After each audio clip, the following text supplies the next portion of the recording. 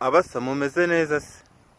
Ewana, uyu munsi rero ngiye kubabaza akabazo ntago gakomeye kandi ntago koroshye. Muri iki gihe ndakeka buri wese ntawe utazi aho igihe kigeze, sibyo? Mwese mubona ko isi yahindutse, yaba ku bagore, yaba ku bakecuru, yaba ku bagabo cyangwa se ku bana, yaba ku nkumi ndetse n'abasore. Muri iki gihe iyo urebye neza, ari abasore n'inkumi, mubona cyangwa se ubona abinangiye umutima cyane ari abahe? Abanze gushaka nyine. Ni abasore bigumuye cyangwa ni abakobwa bigumuye? Umva ubinyandikire muri comment, kuko ni ikibazo kigenda kigaruka yaba mu Rwanda cyangwa se no hanze yarwo.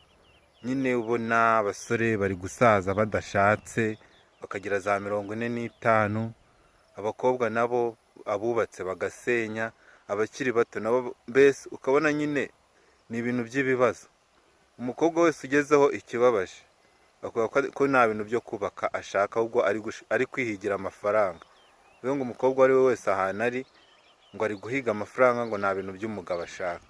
None njye ndibaza, ese abagabo cyangwa se abasore tugiye kujya tubana n'abagabo bagenzi bacu cyangwa se tuzabyihorere twibera abapadiri?